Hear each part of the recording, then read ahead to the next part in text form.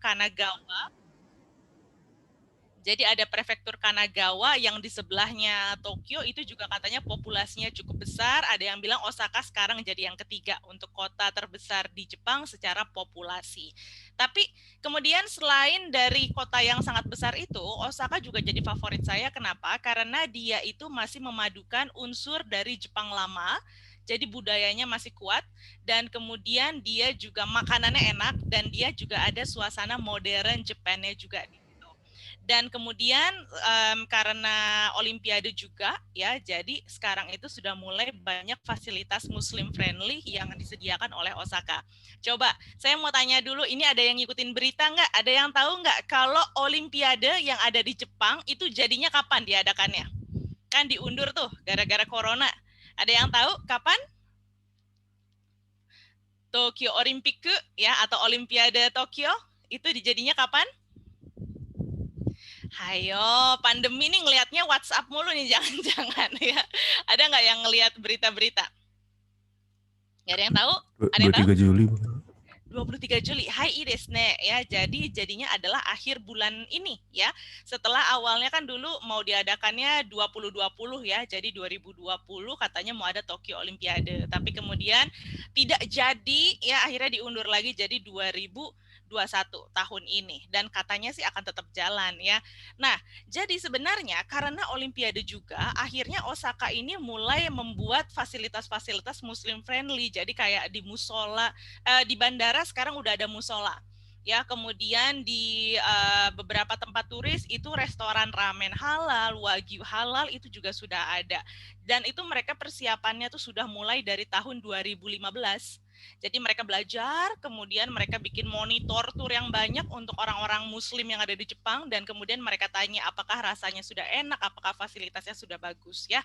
Jadi di tour kali ini saya juga akan kasih tahu tentang seperti apa sih fasilitas-fasilitas yang ramah terhadap Muslim kalau kita datang ke Osaka. Nanti kita akan lihat di sini ya. Sebelumnya kita lihat videonya dulu yuk, tentang sekilas tentang Osaka. Kira-kira akan ada keseruan apa saja kalau kita datang ke Osaka. Mari kita lihat videonya ya.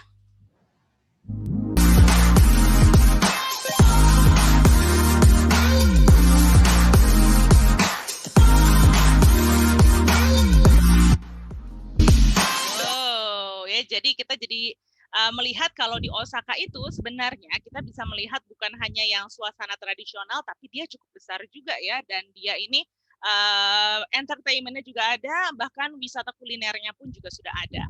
Nah, kita akan lihat kalau kita terbang dari Indonesia ya, untuk ke Osaka itu sebenarnya ada direct flight.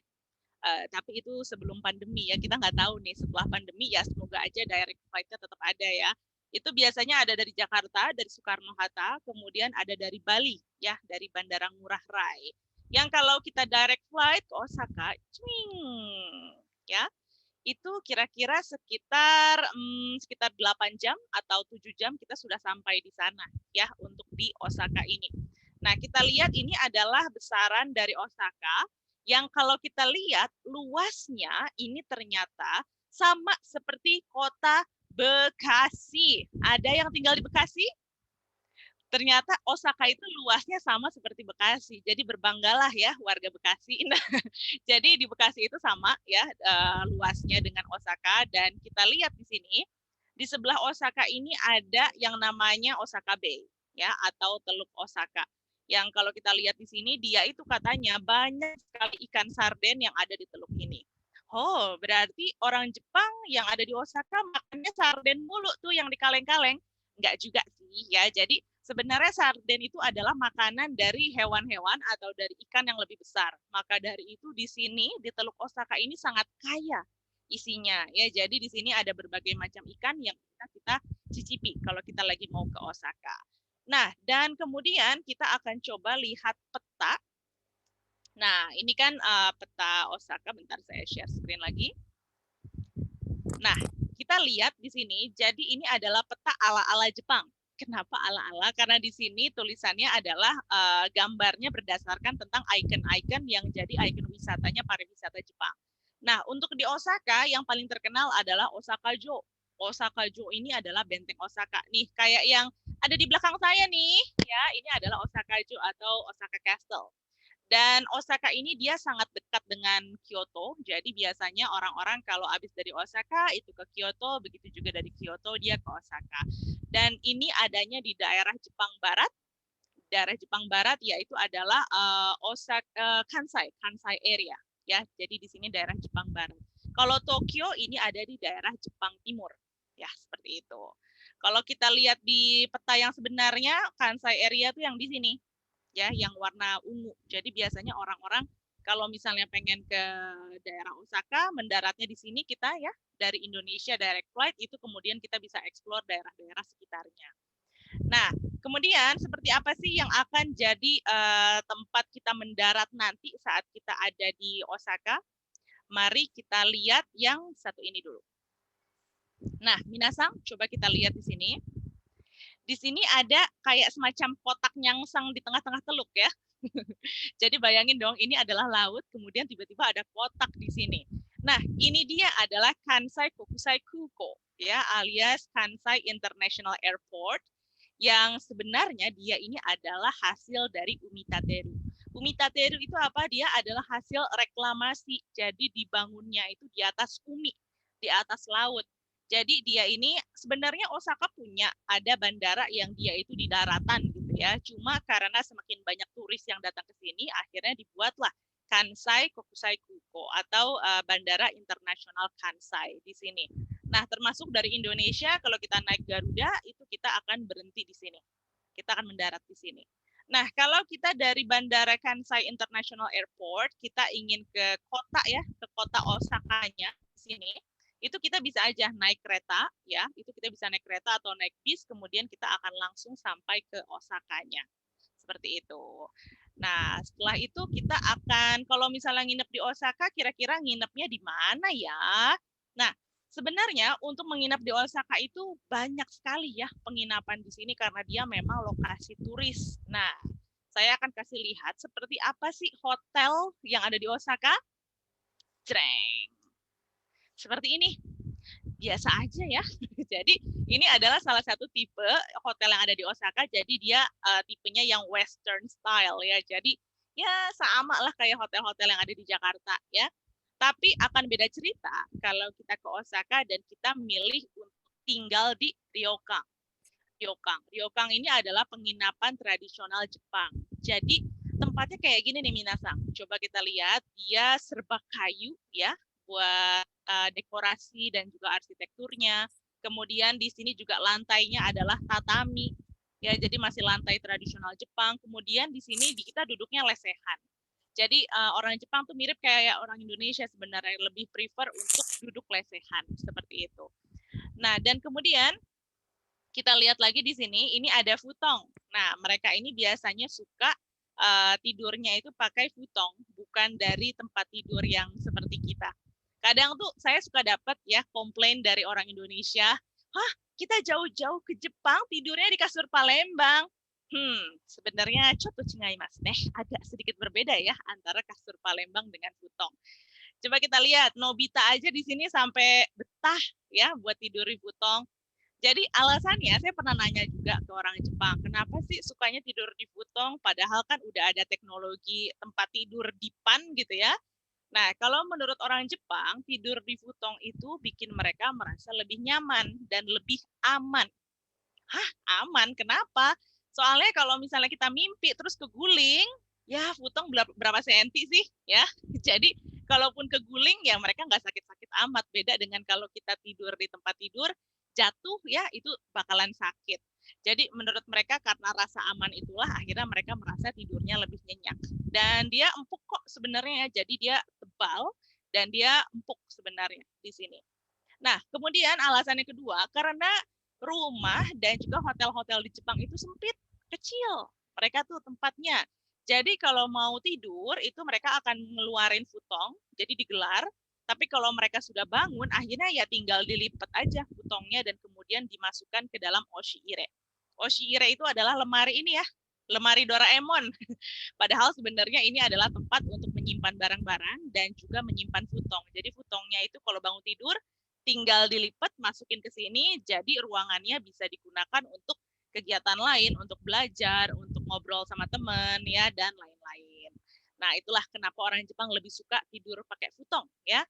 Nah, oke, kita sekarang udah tahu kalau misalnya kita jalan-jalan ke Jepang, nginepnya di mana, transportasinya apa. Kalau gitu sekarang kita akan ke lokasi pertama kita, yaitu adalah Osaka Castle.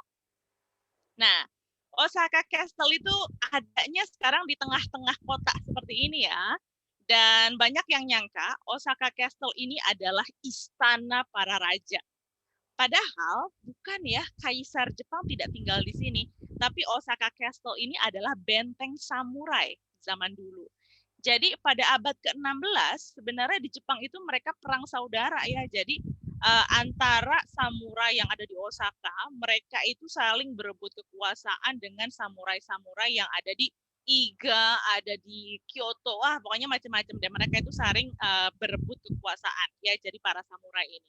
Nah, kalau misalnya posisi jabatannya itu sudah jadi pemimpin para samurai, udah jadi daimyo, mereka ini diperbolehkan untuk membangun sebuah benteng.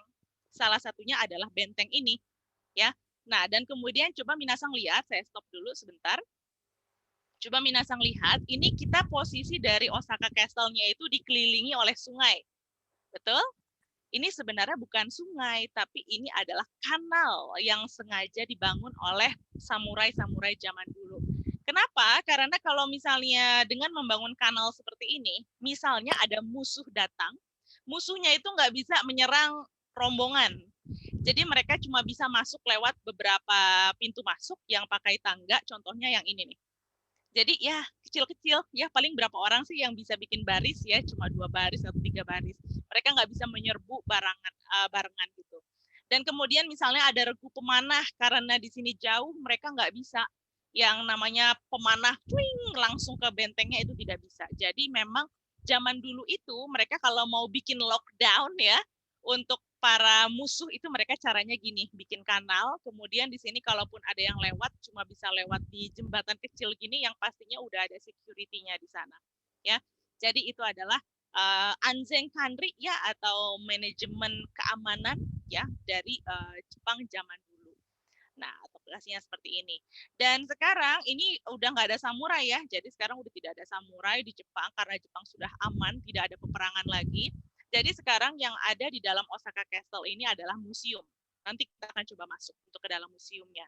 Dan pas lagi malam-malam, biasanya ada light up ya.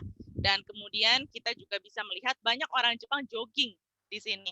Karena memang tamannya itu dibuka 24 jam. Kalau di dalam museumnya memang ada jam buka, jam operasionalnya, tapi kalau di tamannya itu dia buka 24 jam. Jadi kalau di Jakarta biasanya ke GBK ya, kalau misalnya orang Osaka biasanya mau jogging kemana? Osaka-jo, ya ayo kita ke Benteng Osaka. Keren banget ya, mereka mau jogging aja ke benteng. Nah, jadi bentuknya seperti ini. Ya.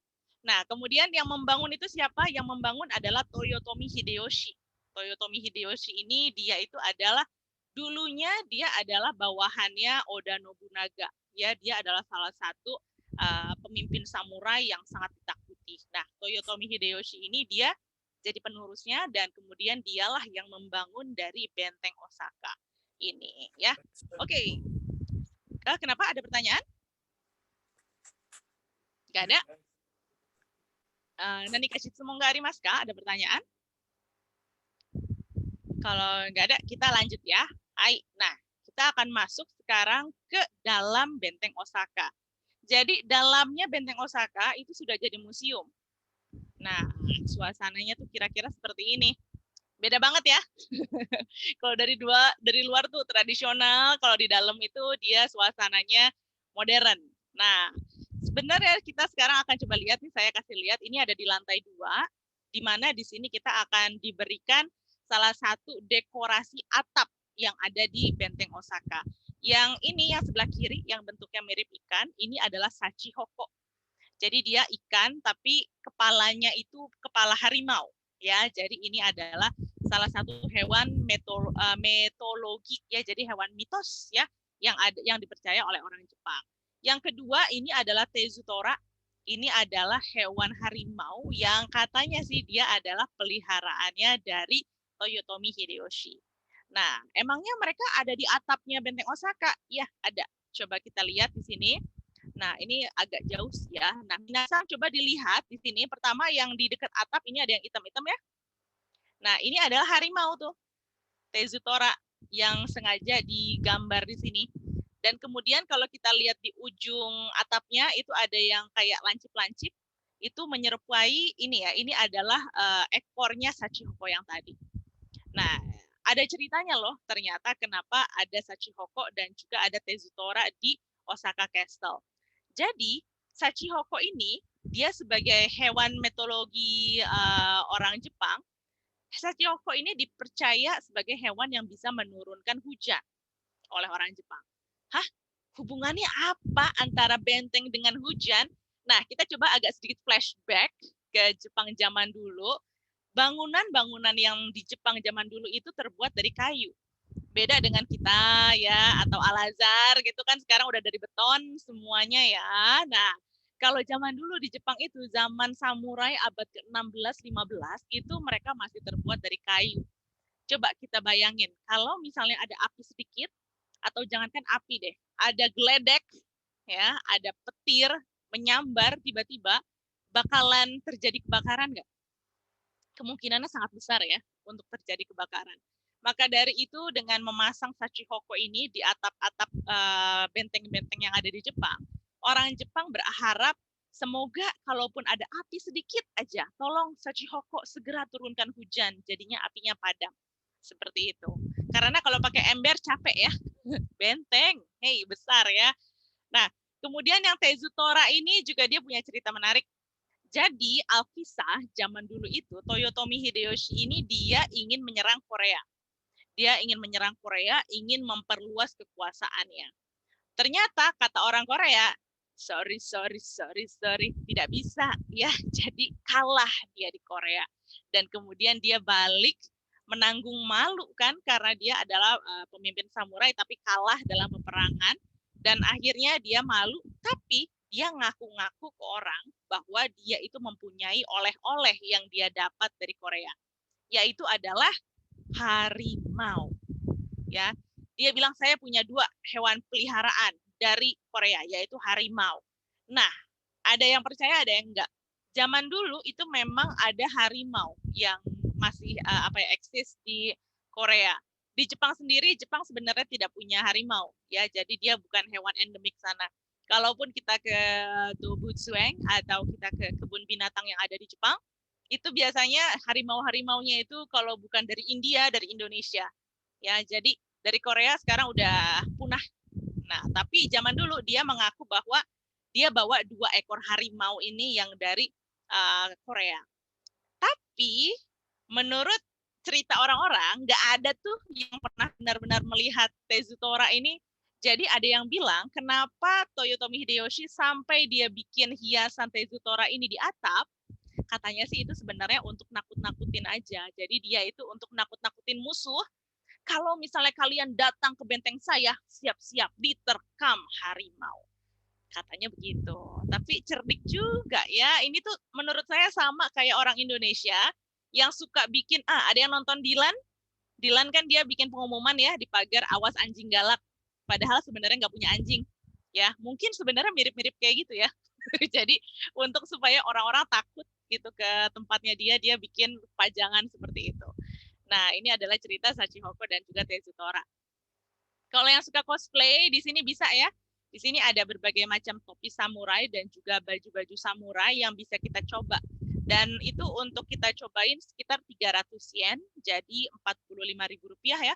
Kita bisa pakai bajunya dan kemudian kita bisa foto-foto di sini ya. Nah, baiklah. Sekarang kita akan coba lihat ada apa lagi di museum ini. Kita naik yuk ya.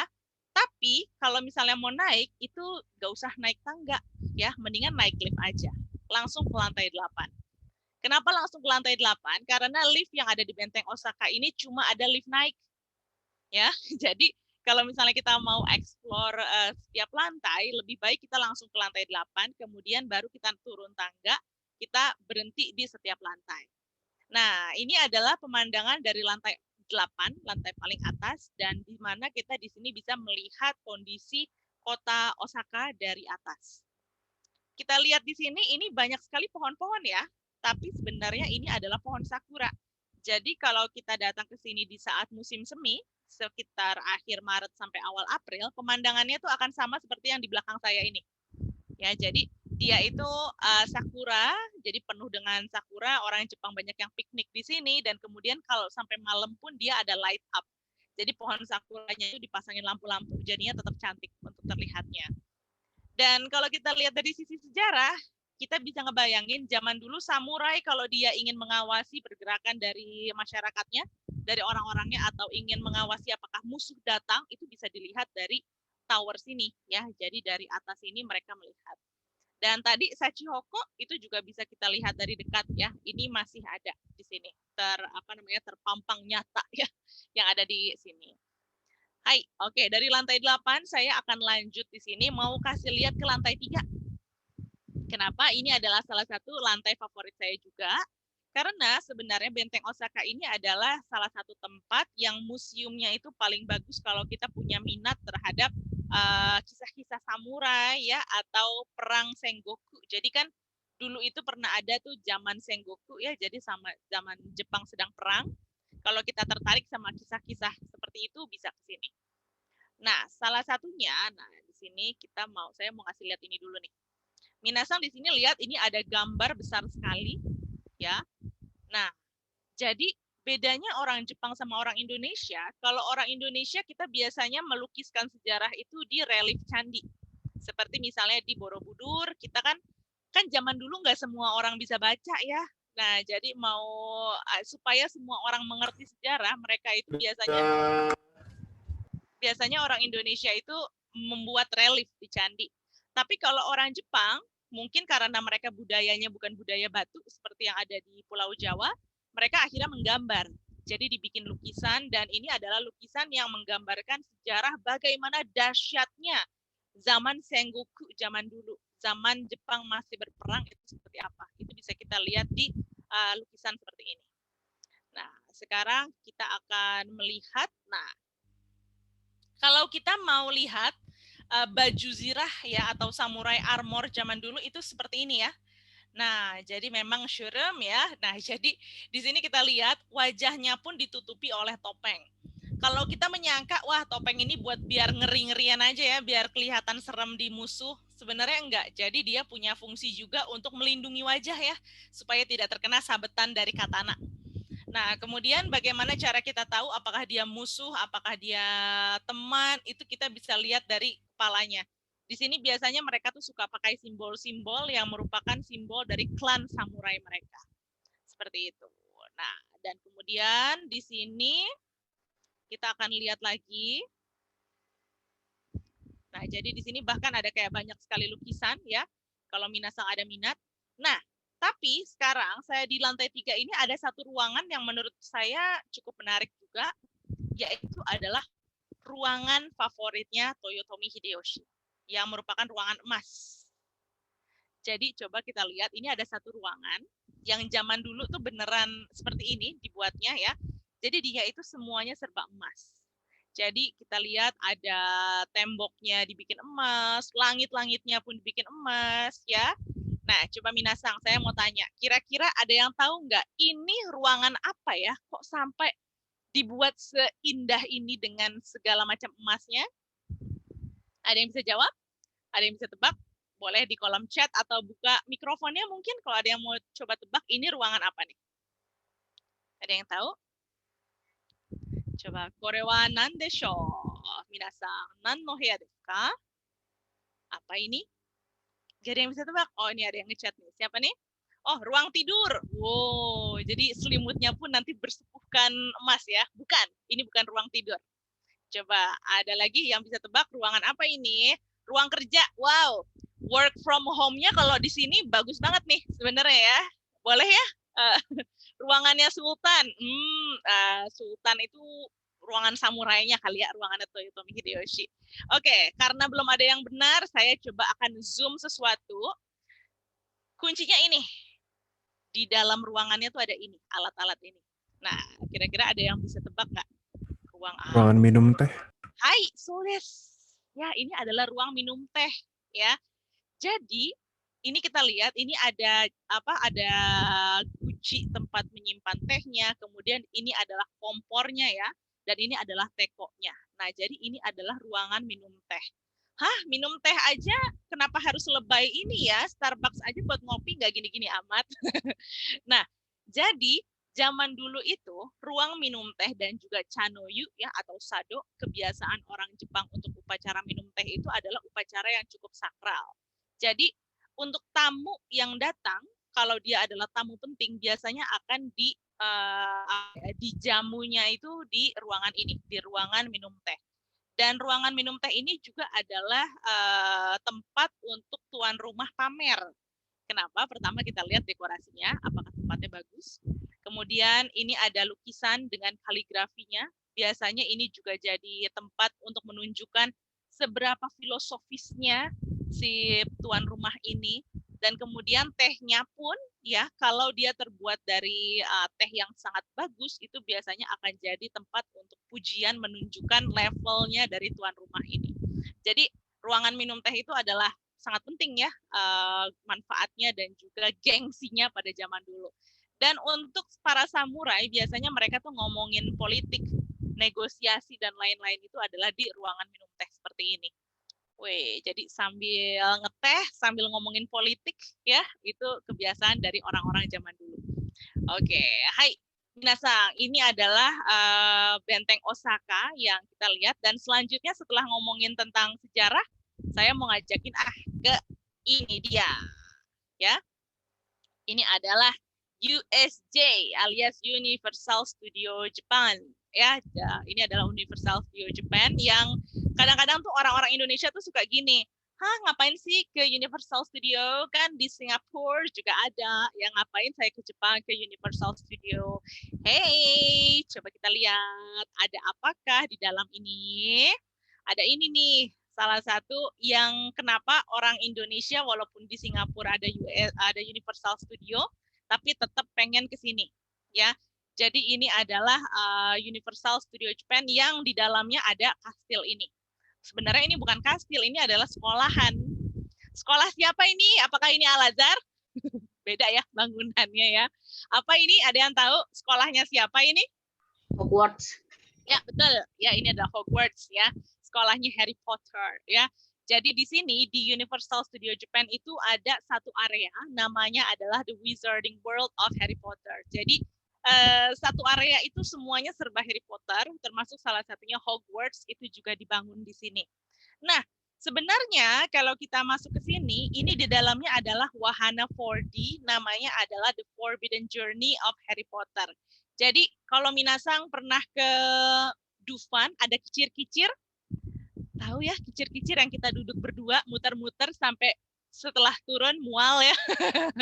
Nah, itu sebenarnya di dalam Hogwarts ini adalah wahana tersebut ya. Jadi kita duduk kayak di kursi kicir-kicir, muter-muter, kemudian ditambahin lagi kita pakai kacamata 4D dan kita nanti ceritanya akan berpetualang, kita ketemu sama Basilisk, kemudian ketemu sama Voldemort, terus main Quidditch dan lain-lain. Ya, jadi kita itu seolah-olah sedang jadi Harry Potter di 6 serinya itu. Nah, tapi untuk wahananya sendiri itu sebenarnya cuma 5 menit. Ngantrinya bisa 2-3 jam. Oh, ya lama sekali ya. Tapi tenang aja, biasanya orang-orang tuh ngantri di sini itu kita sambil ngerasain tur dalam Hogwarts. Jadi di dalamnya ini kita juga bisa melihat kayak itu loh yang lukisan di Harry Potter kan suka ada yang gerak-gerak ya. Nah, itu nanti ada yang seperti itu. Kemudian ada ruang botaninya. Kemudian ada macam-macam. Jadi ini dalamnya Hogwarts tuh sambil ngantri kita sambil tur sebenarnya ya. Tapi misalnya, aduh saya nggak suka nih sensei, saya nggak mau naik yang kicir-kicir gitu, mual nanti keluar-keluar muntah ya. Tenang aja, kita bisa melakukan seperti orang-orang ini. Yang penting foto ya, masuk Instagram, ada di depannya sekolahnya Harry Potter. Atau mungkin kita mau jalan-jalan bisa. Jadi di sini ini ada Hogsmeade ya. atau ini ya Diagon Alley ya. Jadi ini ada kan biasanya kalau Harry Potter itu suka keluar ya dia kalau lagi libur. Nah kemudian dia jalan-jalan. Nah di sini juga ada replikanya. Jadi seolah-olah kita sedang jalan-jalan ala Harry Potter. Sebenarnya di sini ini adalah restoran dan juga ada toko oleh-oleh. Nah kira-kira kalau kita ke sini oleh-oleh apa ya yang worth it untuk kita beli?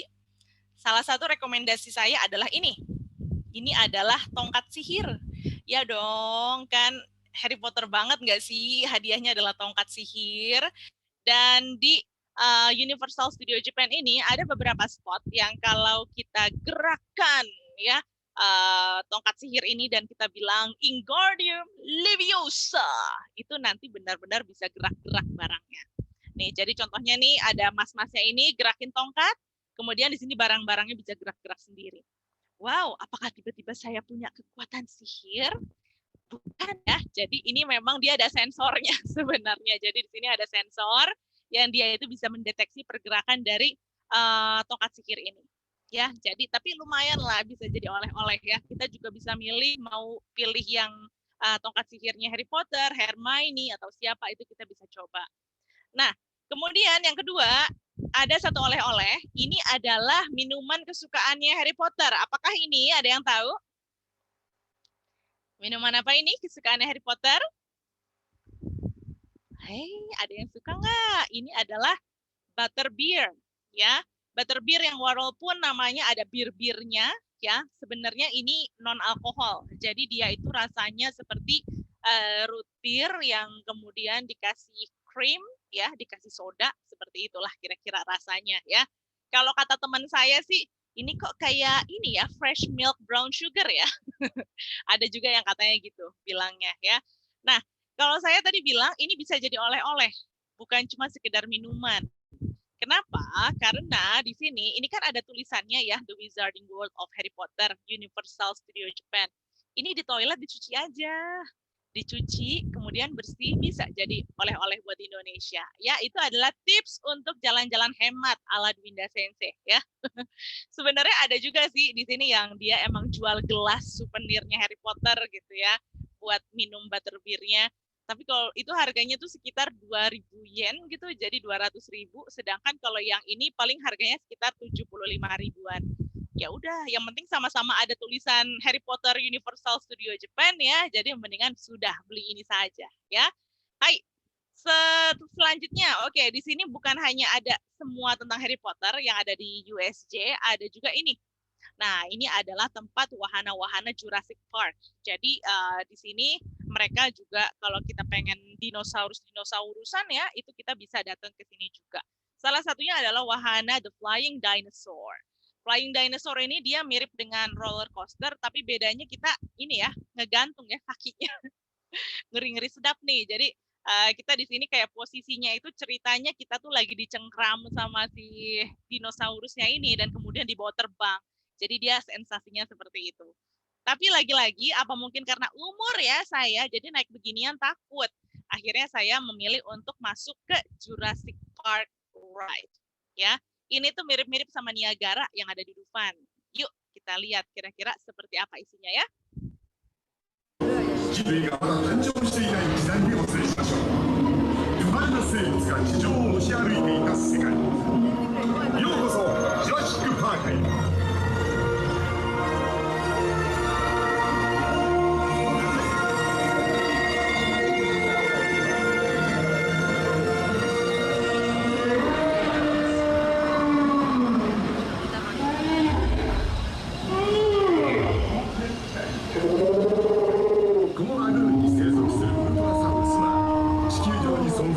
最大級の生物の一種です。しかし大きな体に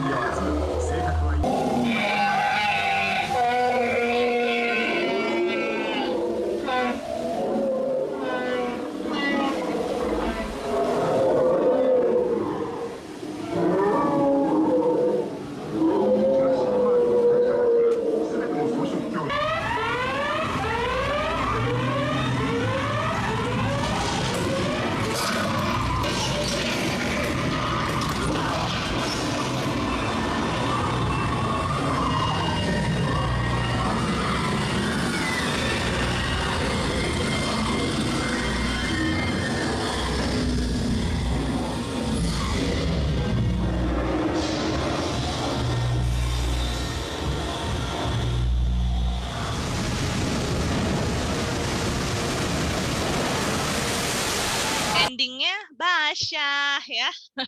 Nah, ini biasanya minasang jangan kaget kalau nanti ngelihat sebelum naik wahananya ini itu ada orang Jepang pakai ponco ya.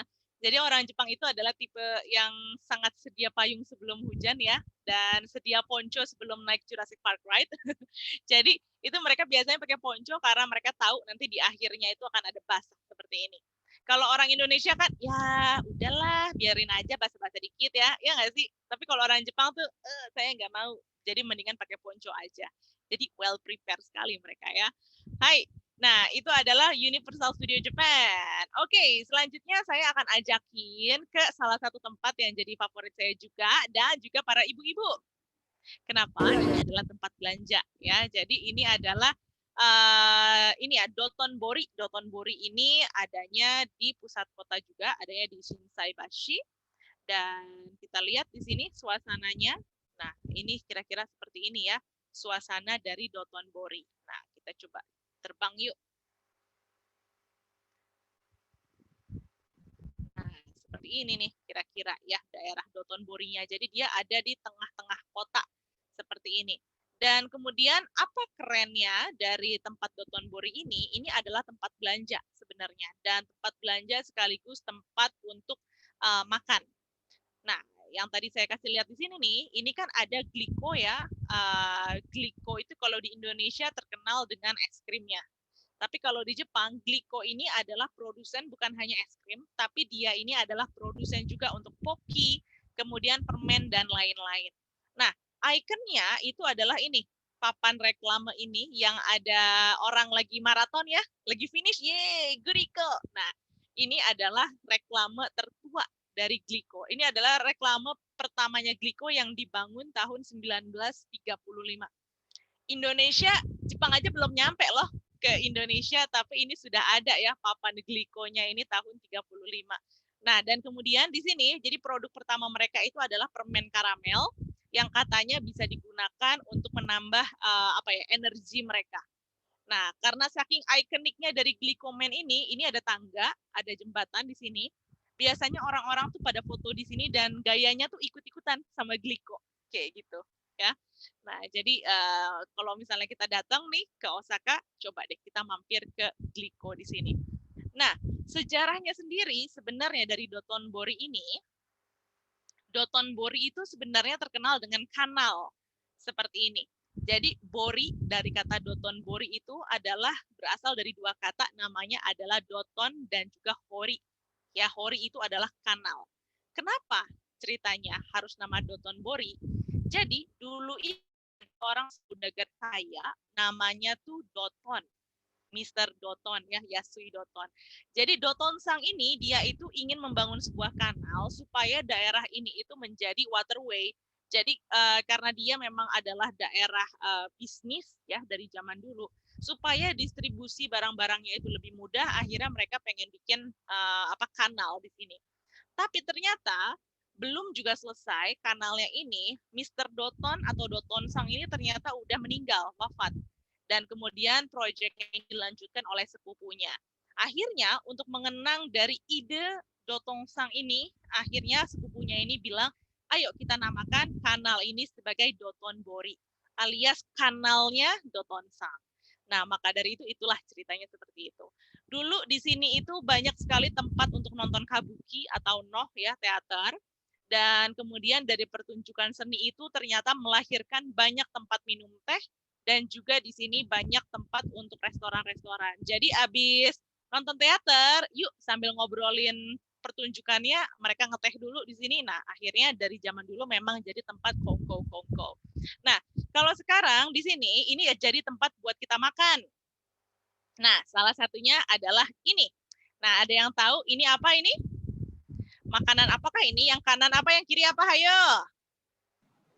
Ini adalah okonomiyaki dan takoyaki. Takoyaki. Oh, desu. Hai, sugoi, ii desu ne. Ya, jadi yang bulat-bulat ini adalah takoyaki, dan juga yang kayak martabak ini adalah okonomiyaki ya.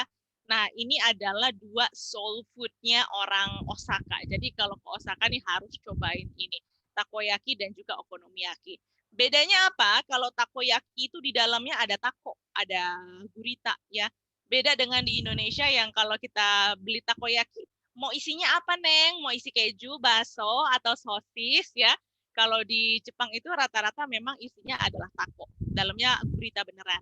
Nah, kalau okonomiyaki, dia biasanya nggak pakai tako, tapi dia itu bentuknya ceper, dan kemudian kayak martabak ya, atau bakwan kalau di Indonesia, tapi bedanya dia biasanya, hati-hati nih ya, okonomiyaki itu biasanya pakai pork, sliced pork ya di situ. Jadi kalau okonomiyaki mendingan cari yang benar-benar halal. Hah, emangnya kita bisa cari okonomiyaki halal di Osaka? Bisa dong ya. Nah, jadi saran saya nih minasang, kalau misalnya mau ke Jepang, itu download aplikasi ini. Nah, ini tuh ada namanya Halal Gourmet Japan ya. Ini dia itu biasanya ada, jadi kita tuh bentuknya gini. Kita tuh di sini bisa ngecek ya. Misalnya kita mau makan ramen, atau kita okonomiyaki, atau kita mau cari berdasarkan area gitu ya. Itu kita bisa searching di sini, dan kemudian nanti dia akan ngasih tahu yang halal itu di mana aja. Nah, tapi bukan cuma halal, biasanya tuh dia ada gini nih pilihannya. Bentar ya. Oh ya, nih bentuknya kira-kira seperti ini ya, pilihan-pilihannya. Dan coba minasang lihat di sini, ada tulisannya halal certified, ada halal meat, pork free, halal seasoning. Jadi kita tinggal di checklist kita mau yang mana.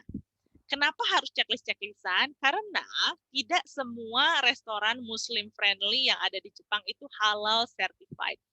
Untuk mendapatkan sertifikasi halal di Jepang itu mahal, mahal banget. Sebenarnya ada asosiasi Nippon Halal Association, jadi mereka mengeluarkan sertifikasi halal, itu harganya mahal. Tapi walaupun udah mahal, orang Malaysia, orang Arab biasanya mereka nggak percaya dengan asosiasi halalnya Jepang. Akhirnya mereka cuma percaya dengan JAKIM. Nah, ini ada yang belajar nggak? Kalau di Indonesia kan ada MUI, kalau di Malaysia tuh ada JAKIM yang untuk sertifikasi halalnya. Biasanya mereka cuma percaya kalau JAKIM bilang ini adalah halal. Akhirnya restoran-restoran ini kadang-kadang dia suka manggil orang JAKIM untuk memberikan sertifikasi kepada restoran-restoran ini. Tapi bagaimana kalau restoran-restoran kecil, kedai ramen kecil-kecilan, nggak punya duit dong mereka buat ini, padahal mereka pengen turis-turis Muslim itu juga datang ke sana. Nah, akhirnya mereka di sini yang bisa dilakukan, mereka nulisnya itu adalah Muslim Friendly Restaurant. Mereka checklist halal meat, jadi mereka itu menggunakannya daging halal. Jadi kalau di Jepang itu ada daging halal ayam itu biasanya dari Brazil, kalau daging itu biasanya dari Australia, dan Kobe beef itu sekarang juga sudah ada tempat penyembelihan halal di Jepang. Nah, jadi halal meat bisa. Kadang-kadang ada juga nih orang-orang Indonesia yang penting mah nggak ada babi, terserah deh dagingnya mau daging sembelihan apa. Ada juga yang kayak gitu. Itu checklist aja yang pork free. Kemudian ada juga yang concern banget, saya pengen bahkan dia nggak pakai sake, dia shoyu-nya itu nggak pakai mirin. Oke, checklist halal seasoning. Ya, jadi nanti dia akan nge-shortlist kira-kira restoran apa nih yang paling cocok dengan kita. Jelas kalau kita checklist halal certified itu paling bikin aman sebenarnya. Cuma ya itu tadi sedikit ya. Nanti listnya itu akan sangat sedikit karena tidak semua restoran mampu ya untuk membayar sertifikasi halal yang akan dilakukan di Jepang. Jadi kalau kira-kira halal certified susah, ya udah kita checklist yang lain yang menurut kita itu bisa bikin kita tenang. Seperti itu ya. Hai, selain dari halal gourmet Japan, ini ada juga buatan orang Indonesia, yaitu adalah halal lokal. Ya, jadi halal lokal ini dia juga bahkan ada prayer space ya. Jadi ada tempat sholatnya dia ngasih tahu, kemudian ada kiblat direction, ini penting sekali ya. Karena kalau kita nginep di hotel Jepang, nggak kayak di Indonesia nih. Mana nih? Di atas nih ada tulisan kiblat nih. Itu nggak bisa kayak gitu. Jadi kita kadang-kadang harus pakai kiblat direction. Kompas juga bisa sebenarnya kompas. Tapi kan kadang-kadang kita kurang tahu ya Ka'bah itu berapa derajat ya. Nah, kita bisa cobain pakai kiblat seperti ini. Hanya saja halal lokal ini kita harus hati-hati kalau misalnya mau cari makanan halal. Kenapa? Dia itu kadang-kadang suka kurang update gitu. Jadi dia itu kadang-kadang suka ternyata sekarang restorannya udah pakai pork, atau sekarang ternyata restorannya udah beda nih menunya. Nah, itu kadang-kadang kita harus cek lagi dari review-review yang dikeluarkan oleh halal lokal ini. Dia biasanya suka ada kok review dari penggunanya, bahwa sekarang udah pakai mirin, bahwa sekarang dia pakai wine atau pakai apa gitu ya. Itu biasanya ada update di sana. Oke, jadi sebelum ke Jepang install nih ya 2 aplikasi ini. Oke, lanjut kita ngomongin makanan. Ini okonomiyaki dan juga takoyaki ya. Nah, coba minasan, kalau misalnya kita ngomongin makanan, kita akan belajar soal bahasa Jepang juga. Nah, kalau kita sebelum makan, kita akan bilang itadakimasu. Itadakimasu ya. Kalau kita sudah makan, itu kita akan bilang gochiso sama deshita. Gochiso sama deshita. Nah, itadakimasu ini sebenarnya mirip dengan Allahumma barik lana. Ya, jadi mereka tuh sebelum makan mereka biasanya bilang itadakimasu atau diterima, saya terima makanannya gitu ya. Sedangkan gochiso sama deshita ini adalah kita berterima kasih atas makanannya. Dan orang Jepang walaupun katanya nggak punya agama dan lain-lain, tapi mereka walaupun makan sendiri mereka selalu bilang gochiso sama deshita. Terima kasih atas makanannya. Terima kasih ke siapa? Terima kasih ke Tuhan yang udah ngasihin makanannya. Kalau kita makan di restoran, biasanya kita bilang gochiso sama deshita, itu nanti orang kasir datang.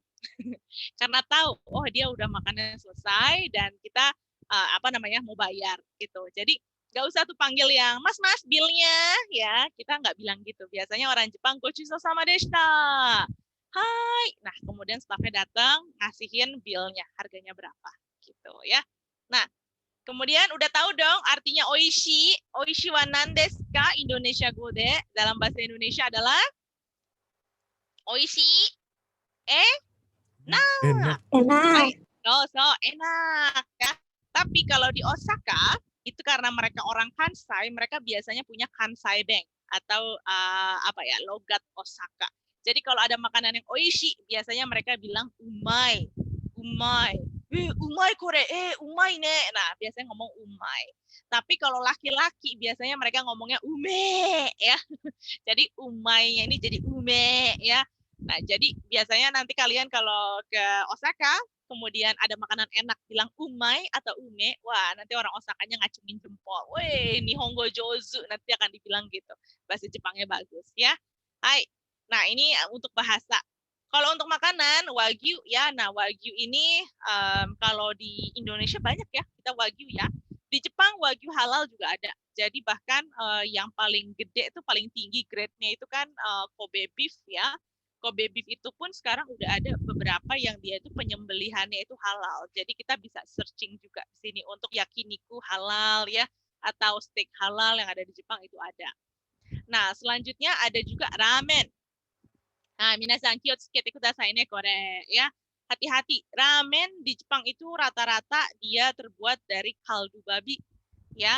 Jadi dia dari pork bones ya, itu hati-hati. Walaupun kita pesennya misalnya ramen daging atau beef ramen atau chicken ramen ya, tapi mereka broth-nya ini yang ada di supnya itu hati-hati ya, dia terbuat dari kaldu babi.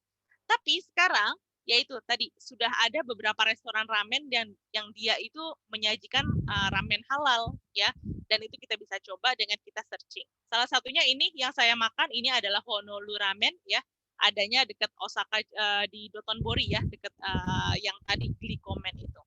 Kita bisa coba. Nah, kemudian takoyaki juga ada beberapa restoran yang dia itu bisa ngajarin kita untuk bikin takoyaki. Ya. Nah, contohnya begini. Jadi kita itu punya takoyaki experience. Jadi yang bikinnya itu customer-nya diajarin dulu nanti sama staff-nya, kemudian nanti kita bikin sendiri. Nah, alat takoyaki ini kayaknya adalah alat wajib orang-orang Osaka ya. Biasanya mereka suka nyiapin dari alat-alat takoyaki ini di rumah mereka.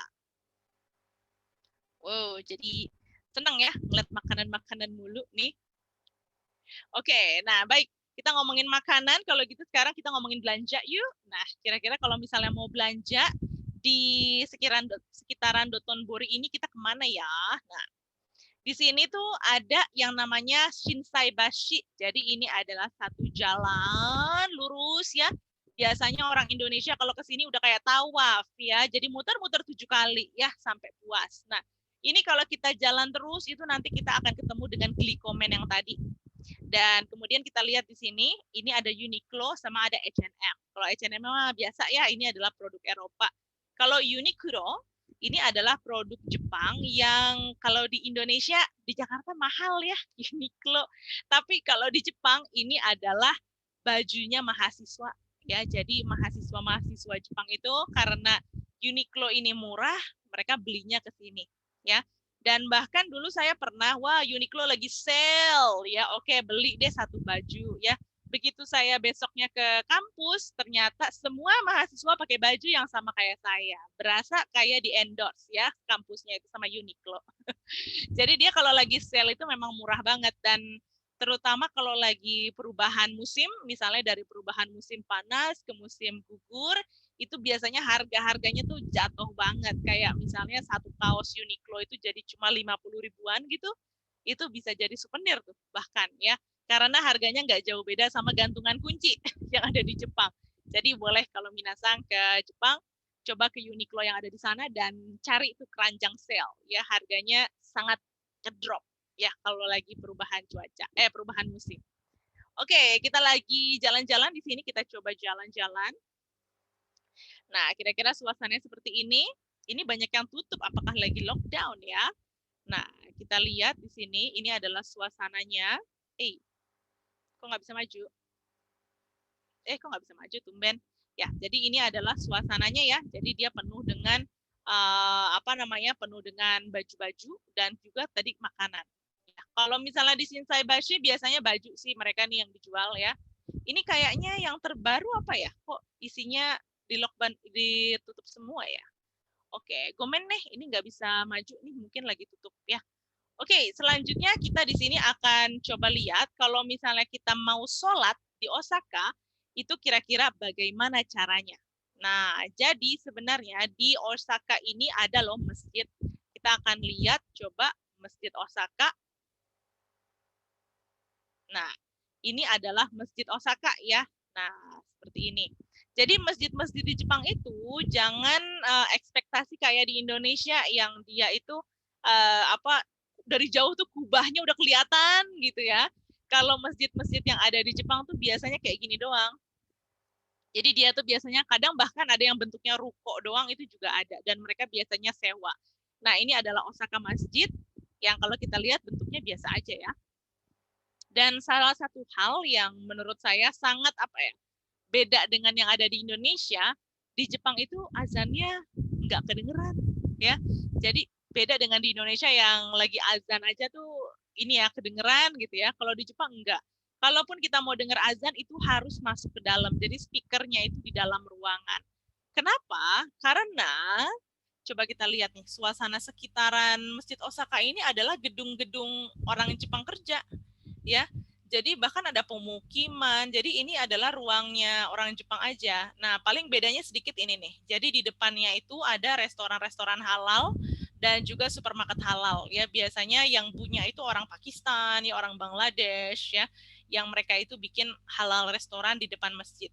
Sisanya ya gedung-gedung biasa. Kalau kita menyalakan azan dan kemudian sampai keluar rumah ya atau keluar gedung ini, yang ada nanti kita malah dipanggilin polisi ya. Kenapa? Karena mengganggu ketenangan orang. Jadi itulah kenapa kalau di Jepang itu biasanya silent ya, jadi suaranya nggak kedengeran. Tapi ya lumayan lah ya, jadi kayak kita mau sholat Jumat kita bisa kalau misalnya kita mau jalan-jalan ke Jepang, itu mungkin sholat Jumatnya bisa kita bikin susun itinerary-nya yang akan mengunjungi beberapa masjid di sini gitu ya. Ini adalah di Osaka. Kalau di Kobe, nah, kita akan sedikit melipir ya. Kita akan coba melipir ke kota sebelahnya Osaka yang bisa kita capai itu dengan menggunakan kereta super cepat. Nah, kira-kira ada yang tahu nggak kereta super cepat dari Jepang itu namanya apa ya? Kereta super cepat. Ada yang tahu? Shinkansen. Hai, desu ne. Ya, Shinkansen ya. Nah, Shinkansen ini adalah kereta super cepat yang kecepatannya itu dia bisa 380 km per jam. Ya, jadi sangat cepat. Kalau biasanya nih dari Tokyo ke Osaka, itu kita naik bis itu cuma 8 jam. Kalau naik Shinkansen ini hanya 2,5 jam, udah nyampe. Nah, kalau dari Osaka ke Kobe, karena ini sebelahnya langsung, itu cuma 15 menit. Kebayang nggak sih, kita baru naik kereta, udah turun lagi. Itu berasa kayak dari Tanah Abang cuma ke Palmerah doang tuh kayaknya ya. Jadi sangat cepat. Di di sini. Dan kalau kita duduk di kursi jendela itu biasanya pemandangannya sangat cepat ya, jadi kadang-kadang malah pusing sendiri karena saking cepatnya. Nah, ini kita akan ke Kobe ya, ke kota sebelahnya yang ada di Jepang. Di Kobe ini ada apa sih? Nah, di Kobe ini ada satu masjid yang dia adalah masjid tertua yang ada di Jepang. Kita lihat ya, jadi dia itu sama nih tempatnya nyempil ya, sama dengan yang di Masjid Osaka tadi. Jadi dia itu ada di kanan kirinya sebelahnya perumahan biasa. Dan kemudian bedanya nih, beda dengan yang Osaka Mosque yang tadi. Kalau Masjid Kobe itu dia bangunannya punya ciri khas. Jadi bangunannya seperti ini. Dan dia ini dibangun tahun 1935 dan ini merupakan donasi dari ini. Jadi ada orang India zaman dulu itu 1935 yang dia itu menginisiasi buat bikin penggalangan dana bikin masjid. Dan akhirnya ada orang India, Pakistan dan lain-lain. Nah, mereka itu bikin masjid seperti ini. Itulah kenapa, karena penginisiasinya adalah orang India, bangunannya itu masjidnya mirip-mirip sama bangunan masjid yang ada di India. Jadi warnanya begini ya, agak coklat, dan kemudian ciri khas lainnya adalah dia punya 2 menara seperti ini. Seperti itu. Ya, kalau misalnya masjid Turki kayaknya dia menaranya agak jauh itu ya, yang tinggi gitu. Kalau misalnya ini katanya sih adalah ciri khas dari bangunan masjid yang ada di India. Dan Masjid Kobe ini adalah masjid yang dibilang sebagai masjid masjid dengan penuh keajaiban. Kenapa dia dibilang dengan masjid penuh keajaiban? Karena ternyata Masjid Kobe ini dia selamat dari serangan udara pada Perang Dunia Kedua. Jadi kalau kita tuh ingatnya yang dibom atom oleh Amerika tuh cuma Hiroshima sama Nagasaki. Ya nggak? Kalau yang di sejarah kayaknya wah, Hiroshima, Nagasaki, korban bom atom. Tapi sebenarnya di Jepang itu zaman Perang Dunia Kedua, apalagi setelah Jepang dengan nekatnya membombardir Pearl Harbor, ya, itu serangan udara itu sebenarnya bukan hanya di Hiroshima, Nagasaki, tapi di Kobe dan juga di berbagai macam kota yang ada di Jepang itu juga dia dibombardir sama pasukan sekutu. Nah, tapi coba Minasang lihat di sini, ini adalah Masjid Kobe setelah serangan udara. Yang lainnya hancur ya. Yang lainnya hancur, tapi Masjid Kobe-nya ini masih kokoh. Ya, jadi ini dibilangnya sebagai the miracle mosque. Dan bahkan saat itu banyak serdadu-serdadu Jepang yang mereka itu justru ngumpetnya di basement-nya Masjid Kobe. Jadi kebayang nggak sih, masjid jadi tempat untuk ngungsi para tentara pada Perang Dunia Kedua. Itu terjadi di Kobe. Nah, dan kemudian ada juga masjid ini juga dia lolos dalam gempa bumi Hanshin ya tahun 90-an, saya lupa ya tahun 90 berapa ya. Jadi pada tahun 90-an itu Kobe ini menderita salah satu gempa terdahsyat yang pernah ada di Jepang, dan itu sama. Jadi semuanya hancur bangunan-bangunannya kecuali dari Masjid Kobe ini. Masjid Kobe ini bahkan saat itu menjadi tempat pengungsian. Jadi buat orang-orang yang dia itu nggak punya tempat tinggal, akhirnya ngungsinya itu di masjid. Kebayang ya, kita minoritas loh di Jepang ya, tapi ternyata masjid ini bisa memberikan manfaat untuk orang lain. Kita akan lihat sedikit videonya untuk lihat.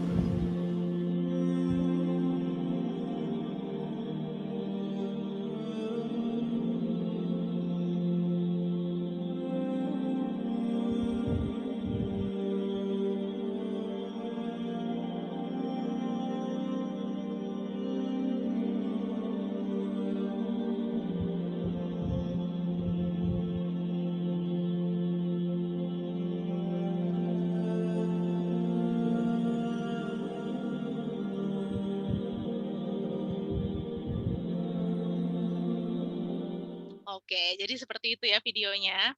Tapi saya mau sedikit putar ulang nih di bagian ini. Oke.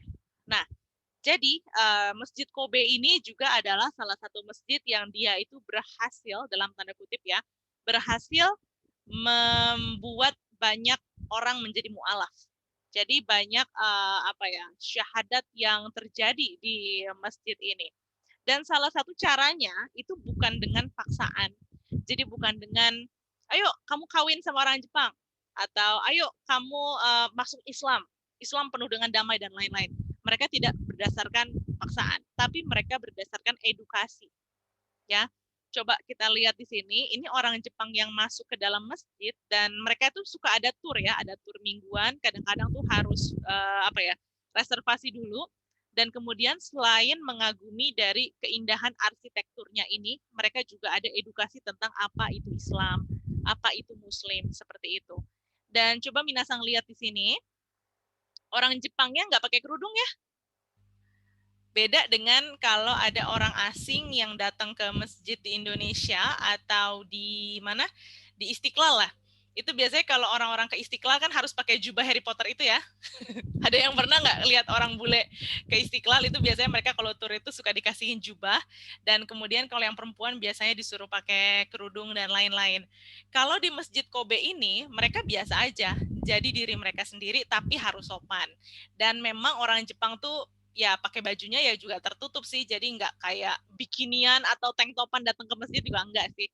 Mereka sehari-hari memang bajunya juga udah sopan.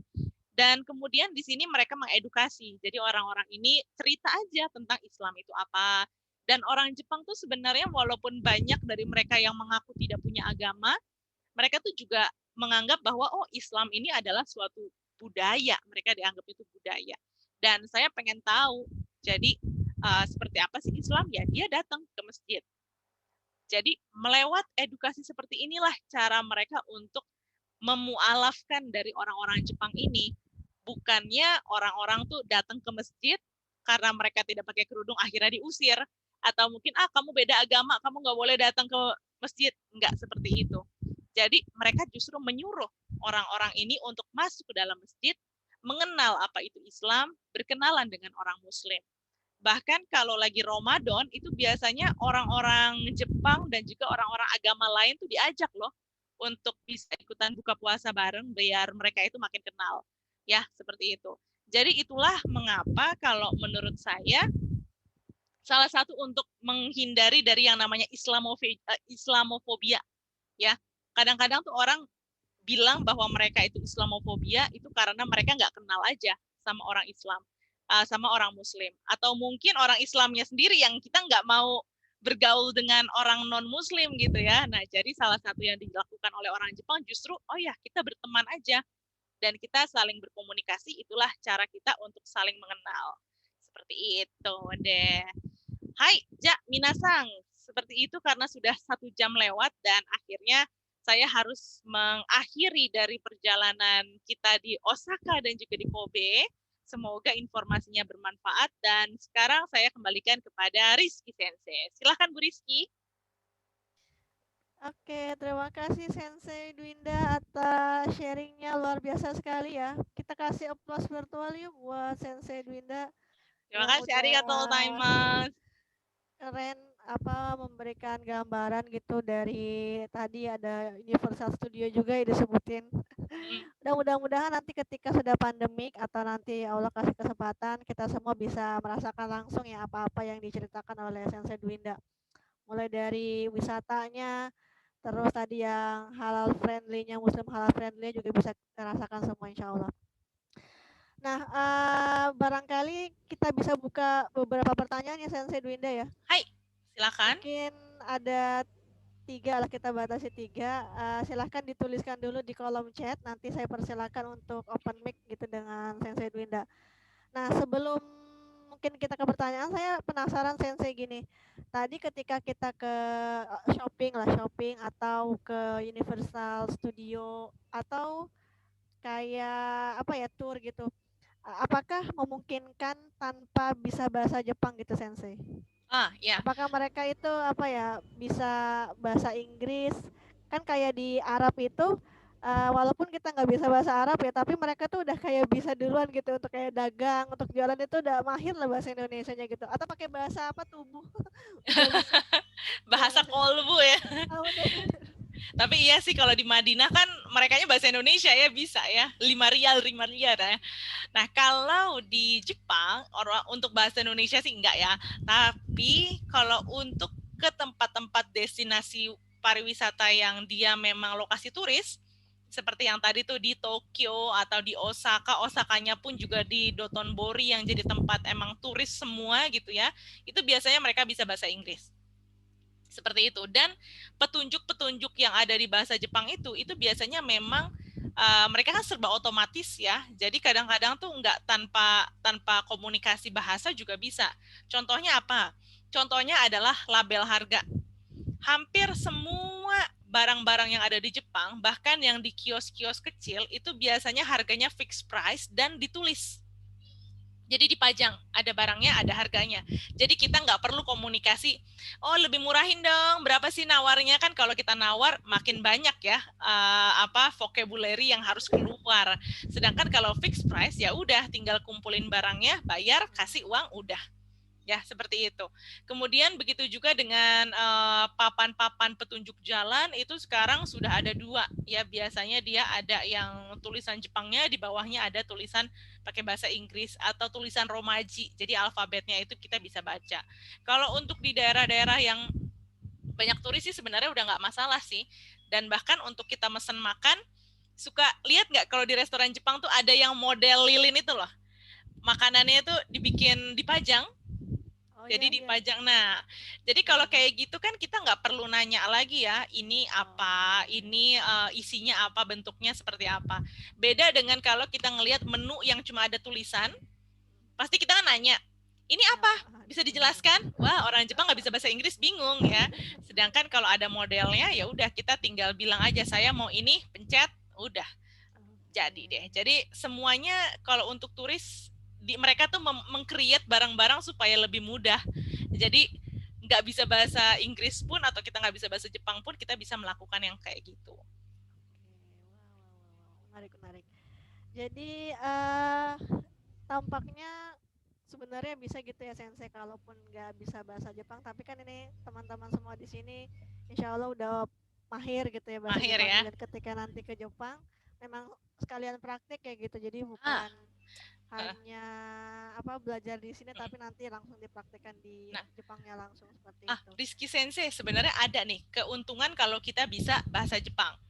Pertama apa? Memang sih kalau kita buat jalan-jalan aja bisa tuh kita survive yang tadi saya ceritain.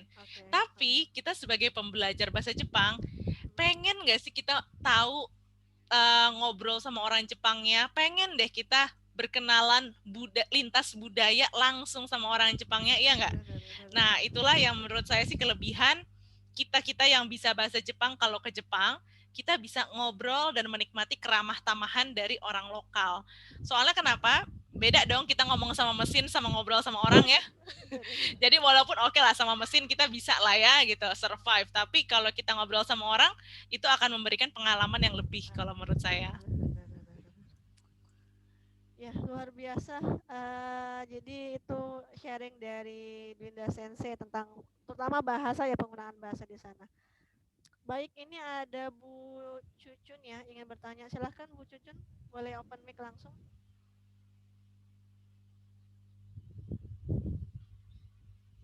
Hai. Baik, terima kasih Bu Rizky.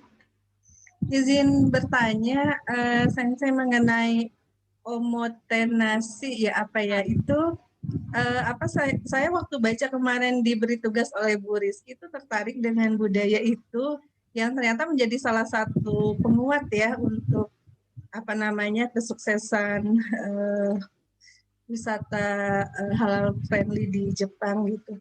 Barangkali mohon pencerahannya lebih lengkap dari sisi faktanya mungkinnya di sana seperti apa Sensei. Terima kasih. Arigatou gozaimasu. Jadi omotenashi itu sebenarnya kalau kita terjemahkan itu adalah hospitality.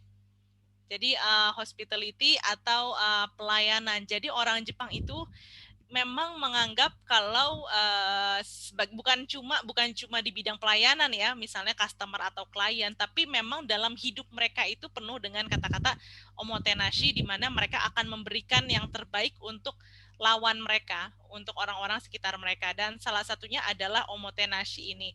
Jadi omotenashi ini juga adalah salah satu campaign atau kampanye yang digembar-gemborkan oleh orang Jepang saat mau mengadakan Olimpiade. Jadi mereka itu bilang, kalau nanti kalian datang ke Jepang, kita akan memberikan omotenashi, ya, hospitality. Nah, salah satunya adalah di Muslim friendly ini. Karena yaitu mereka ingin memberikan pelayanan yang terbaik untuk turis-turis yang udah jauh-jauh datang untuk nonton Olimpiade di negara mereka. Jadi salah satunya itu. Jadi mereka bikin fasilitas Muslim friendly. Walaupun kalau kenyataannya ya, saya dulu waktu di Jepang sempat soalnya ikut beberapa Muslim friendly tour, dan kemudian saya juga bahkan diajakin buat assess buat mengukur ini udah oke belum nih paket produk Muslim friendly mereka gitu ya. Sebenarnya ini nggak jauh-jauh dari yang namanya bisnis sih, ya. Jadi mereka melihat Muslim ini banyak loh di dunia ini tuh. Dan nanti pas lagi Olimpiade, mereka kan pasti mau tuh mendukung dari atlet mereka yang dari Mesir, yang dari Arab, dari Senegal, dari Indonesia, Malaysia, dan lain-lain. Nah, dari sekian banyak restoran yang ada di Jepang, yang dipikirkan oleh orang Muslim apa? Bukan enak atau enggak, halal apa enggak, ya enggak? Jadi mau makanannya enak banget, kalau enggak halal, biasanya orang Muslim kita enggak mau. Akhirnya orang Jepang ini, oke, kita buka yang namanya omotenashi atau pelayanan untuk orang-orang Muslim ini dengan menyajikan makanan halal. Seperti itu. Jadi mereka ini ngelihat bahwa walaupun bisnis halal ini masih baru dan orang Muslim ini mungkin di Jepang sedikit, tapi mereka melihat karena jumlahnya yang masih sedikit, orang Jepang yang orang Islam yang datang ke Jepang mau nggak mau makannya di tempat mereka dong, karena yang halal cuma di situ, misalnya gitu. Walaupun dulu saya pernah makan di restoran Jepang, ya, ramen gitu kalau nggak salah ya. Saya pernah makan ramen, kalau menurut dari orang Jepangnya, itu tuh rasanya aneh tahu, rasanya tuh nggak enak. Tapi kalau buat saya yang kita nggak pernah nyobain ramen pork, kalau menurut saya sih enak-enak aja. Jadi enak kok menurut saya gitu. Kalau menurut orang Jepang kan babi itu enak banget ya menurut mereka. Tapi buat kita ya saya nggak tahu enaknya pork itu seperti apa. Kalau buat saya itu dilarang oleh agama saya. Jadi kalau kita tuh mikirnya yang penting halal, ya, urusan enak nggak enak itu nanti ya nomor 2. Ya, cuma sekarang sih kalau menurut saya semakin banyak restoran halal yang ada di Jepang, akhirnya mereka kompetisi juga tuh, mau nggak mau harus ningkatin juga taste-nya, karena orang Muslimnya pun sekarang jadi bisa milih gitu. Sebenarnya ya itu sih nggak jauh dari bisnis, tapi ya untuk pelayanannya oke sih, mereka nggak setengah-setengah kalau menurut saya bikinnya. Ya, baik. Terima kasih. Ya, sama-sama. Oke, ada satu lagi Sensei, ini dari Anjena. Anjena tanya langsung atau mau saya bacakan, Anjena?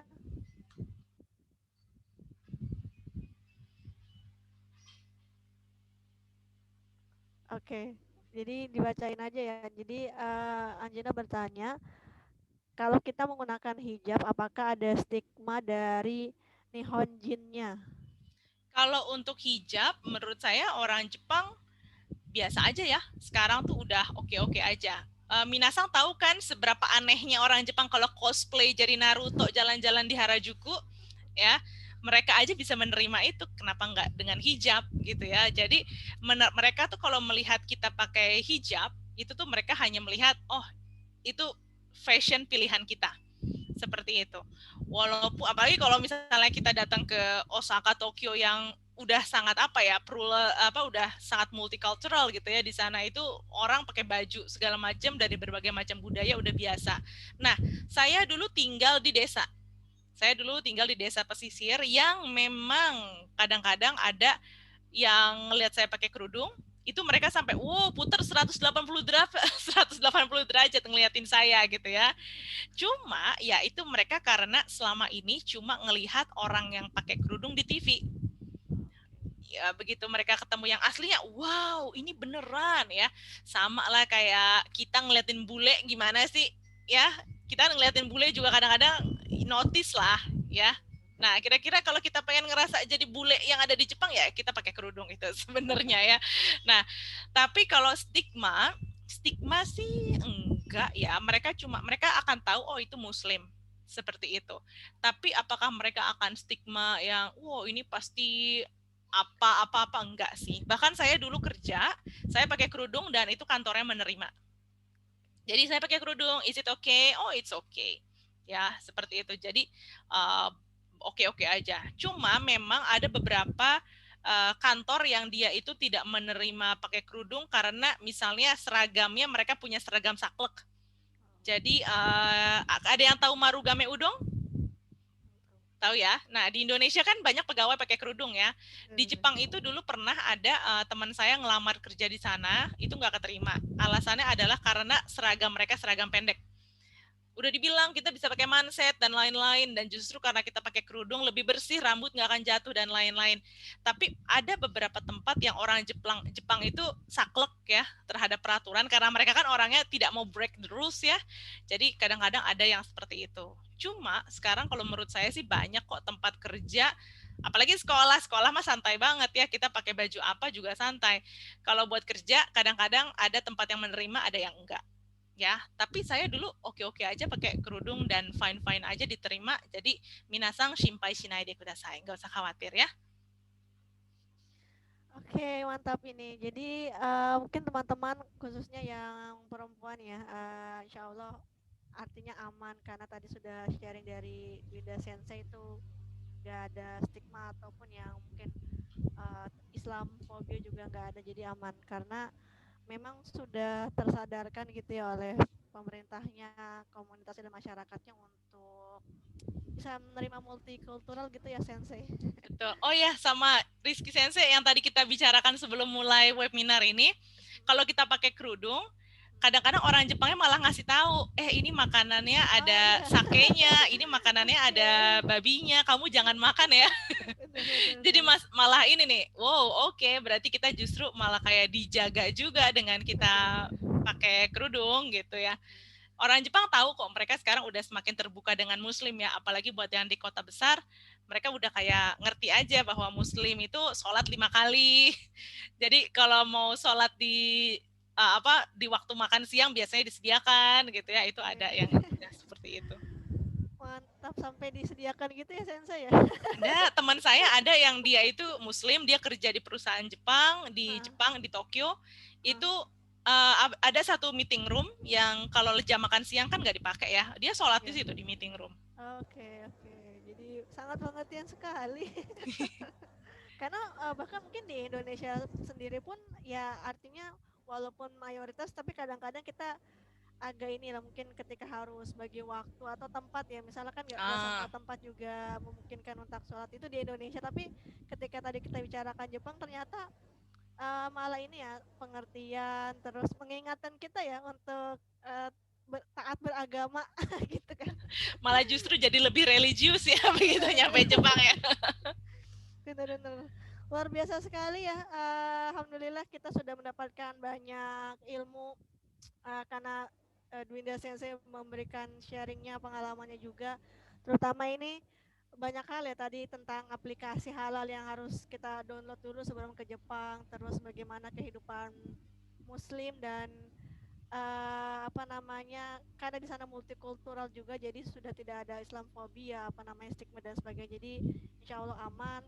Kemudian juga ini artinya di hari ini mungkin teman-teman bisa mendapatkan ide gitu ya, ide untuk nanti membuat karya tulis ya berikutnya, entah tadi tentang halal muslim friendly-nya atau hal lainnya yang sudah dijelaskan oleh Winda Sensei, insya Allah seperti itu. Oke, insya Allah mudah-mudahan cukup ya pertanyaannya. Nanti kalau memang belum cukup, kita bisa lanjutkan di kesempatan berikutnya insya Allah. Nah mungkin kita adakan foto sesi dulu ya Sensei. Bagi teman-teman yang ini mohon dibuka kameranya, kita foto sejenak dengan Dwinda Sensei. Oke, ini ada 2 layar ya. Jadi saya ke layar pertama dulu. Oke, siap-siap. Sebentar. 1, 2, 3. Oke, layar kedua. Oke, 1, 2, 3. Oke. Iya. Ya, terima kasih kita ucapkan kepada Sensei Dwinda sekali lagi ya. Kita kasih applause yang luar biasa atas sharingnya, atas berbagi pengalamannya. Kita dapat banyak insight hari ini, terutama tentang Muslim halal friendly gitu di Jepang, khususnya di Osaka. Mudah-mudahan apa yang kita dapatkan hari ini, entah sepekan lagi, mungkin nggak sepekan lagi, nggak mungkin, sebulan lagi atau setahun lagi, teman-teman udah ada di sana langsung gitu ya. Amin. Jadi apa yang di hari ini itu kayak bekal gitu untuk setahun berikutnya, rasakan real langsung di entah Osaka atau di Tokyo atau di kota-kota lain di Jepang itu sendiri. Mungkin demikian dulu ya. Terima kasih sekali lagi kami ucapkan kepada Dwinda Sensei atas berbagai materinya. Semoga Dwinda Sensei sehat selalu dan keluarga, insya Allah. Amin. Dan teman-teman juga semua jaga kesehatan ya, karena di mana nih, di Jakarta atau di Jabodetabek khususnya ya, kita tahu semakin meningkat, tapi insya Allah kalau tetap jaga kesehatan, jaga prokes, jangan lupa vaksinasi, insya Allah kita semua bisa terlindungi ya, dan tentunya selalu berdoa. Baik, mungkin seperti itu untuk virtual talk hari ini. Mudah-mudahan bermanfaat. Kurang lebihnya saya mohon maaf dan terima kasih atas waktunya Dwinda Sensei. Sampai ketemu lagi di kesempatan berikutnya. Saya tutup dengan hamdalah, alhamdulillahirrabbilalamin. Wassalamualaikum warahmatullahi wabarakatuh. Waalaikumsalam warahmatullahi wabarakatuh. Waalaikumsalam warahmatullahi wabarakatuh.